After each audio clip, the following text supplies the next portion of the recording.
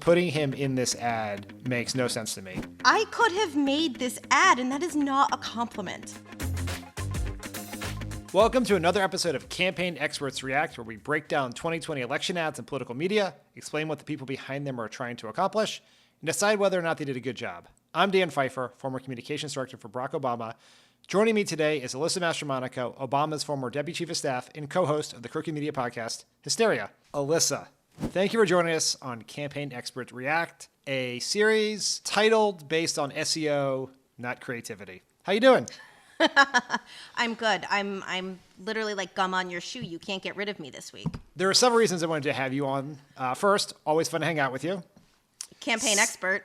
Yeah. In addition to being a campaign expert, it is a perfect opportunity for us to plug That's the Ticket, our Pod Save America miniseries on the vice presidential selection process. But finally, perhaps more importantly, everyone knows that you were an advisor to Barack Obama for a long time. You were deputy chief of staff in the White House. But before you had that illustrious position in the campaign, you were head of scheduling in advance, which meant that you were the person who was responsible for the images that people saw of Barack Obama on the news, at a rally, in ads.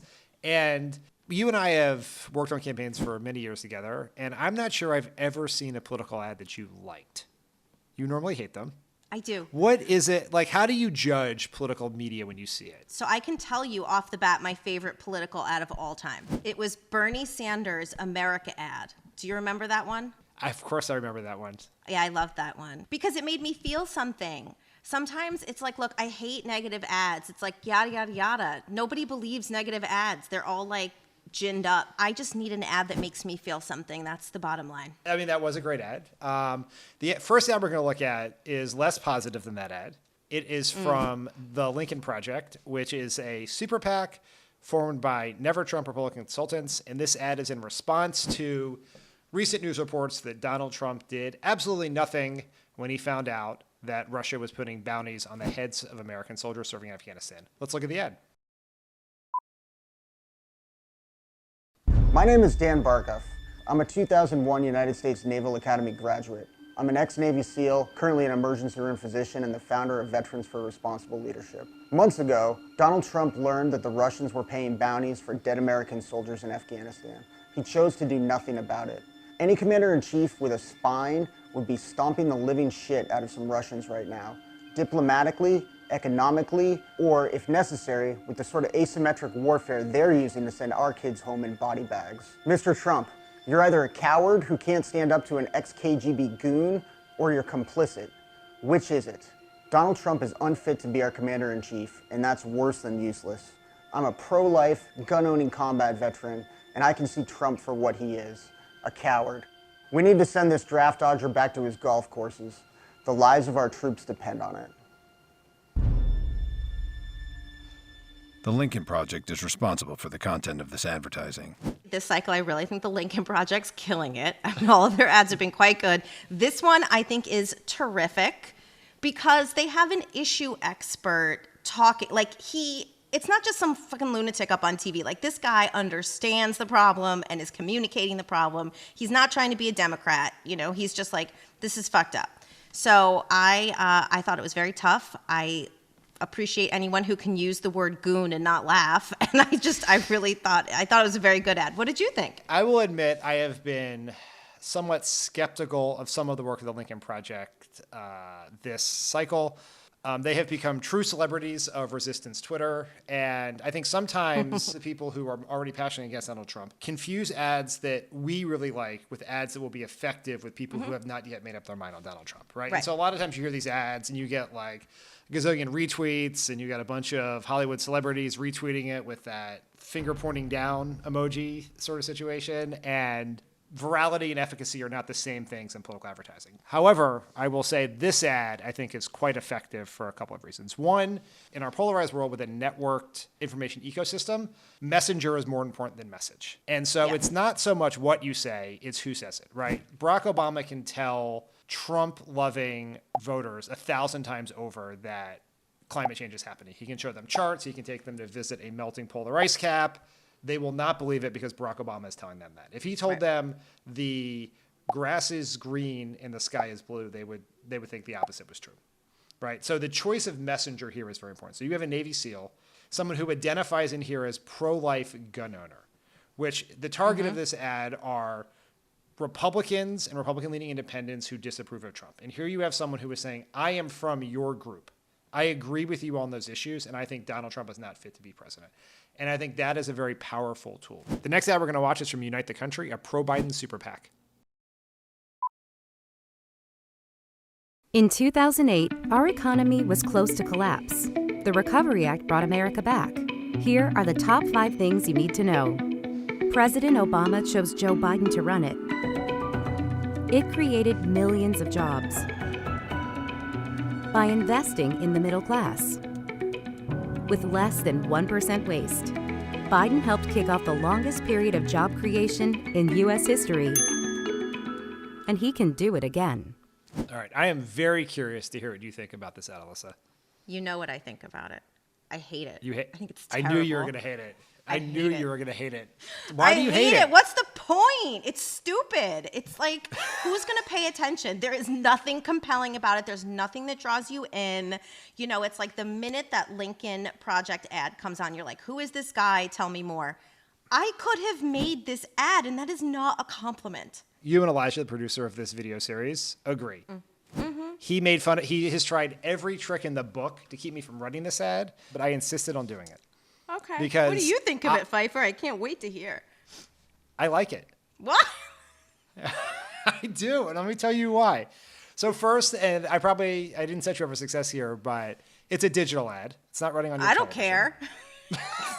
Still fucking bad. This is what I was trying to say with the Lincoln Project is the ads that we like because they make us feel good or they seem like they're directed by Martin Scorsese, and the ads that persuade people are different. And so this ad has a very clear strategic purpose.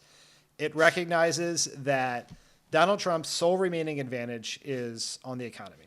It also acknowledges that Joe Biden, despite people who care passionate about politics knowing a ton about him, including that he was started the Recovery Act, do not know very much about him other than he seemed like a nice guy, worked with Barack Obama, and won the primary. And that's about it. I actually think it works. Though my one criticism would be it's a 30-second ad I think could have been done in 15 seconds, which would have made it, I think, a more palatable piece of digital content. But sometimes in political advertising, boring is good, particularly if you have the resources to show people that on multiple occasions because they will walk away with facts. But I will admit, you and I don't often disagree on things over time, and most of the times in which that has happened, it is proven that I was the one in the wrong. So because I'm real America. I'm a consumer, okay? I eat this shit up.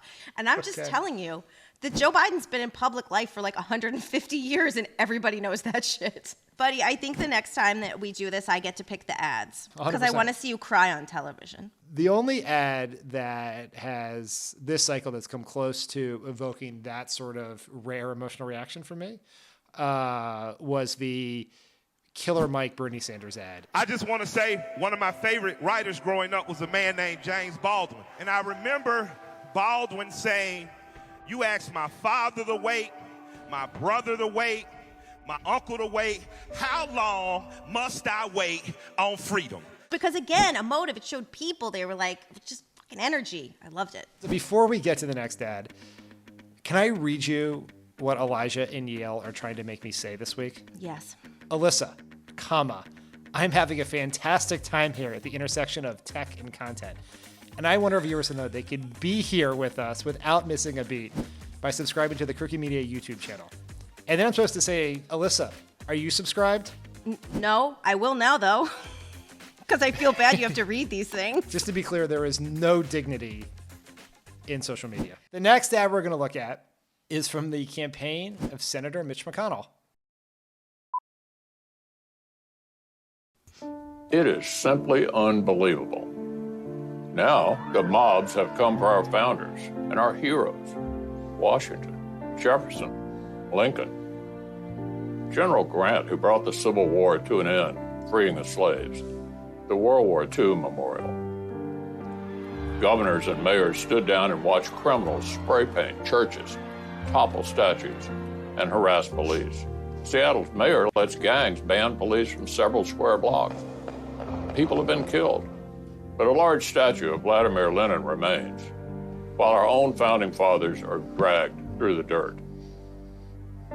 Americans know that an imperfect nation built by imperfect heroes is still the most perfect union the world has ever seen. When the dust settles, it is never the mobs or the bullies whom we honor. It is the brave leaders who confront them. I'm Mitch McConnell, and I approve this message.